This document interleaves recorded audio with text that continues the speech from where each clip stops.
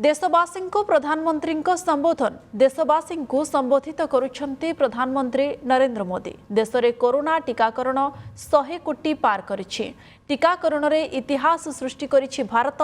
भारतर एही सफलता को सारा विश्व को नहीं वर्तमान समय से संबोधित करुछंती। समस्तंकर अवदान रहिछि एवं सफलतार श्रेय मध्य देउछंती। हमने महामारी के खिलाफ देश की लड़ाई में जन भागीदारी को अपनी पहली ताकत बनाया,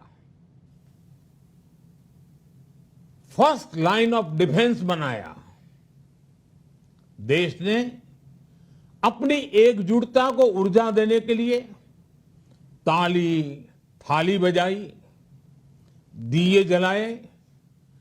तब कुछ लोगों ने कहा था कि क्या इससे बीमारी भाग जाएगी, लेकिन हम सभी को उसमें देश की एकता दिखी, सामूहिक शक्ति का जागरण दिखा।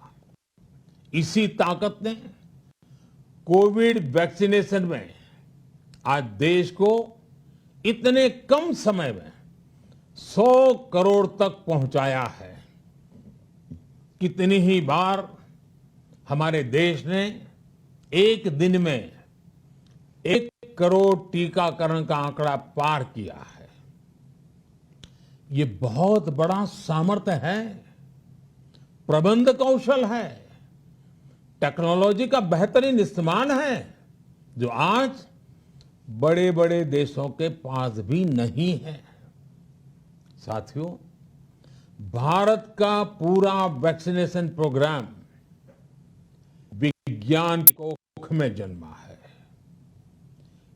वैज्ञानिक आधारों पर पनपा है और वैज्ञानिक तरीकों से चारों दिशाओं में पहुंचा है। हम सभी के लिए गर्व करने की बात है कि भारत का पूरा vaccination programme science born, science driven और साइंस बेस्ड रहा है। वैक्सीन बनने से पहले और वैक्सीन लगने तक इस पूरे अभियान में हर जगह साइंस और साइंटिफिक अप्रोच शामिल रही है।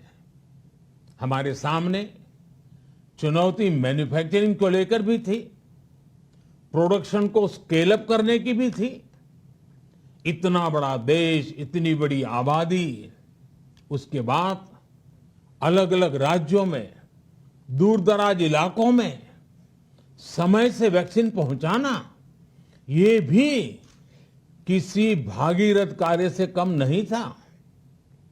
लेकिन वैज्ञानिक तौर तरीकों और नए नए इनोवेशन से देश ने इस चुनौतियों के समाधान तलाशे असाधारण स्पीड से संसाधनों को बढ़ाया गया। किस राज्य को कितनी वैक्सीन कब मिलनी चाहिए, किस इलाके में कितनी वैक्सीन पहुंचनी चाहिए, इसके लिए भी वैज्ञानिक फॉर्मूले के तहत काम हुआ।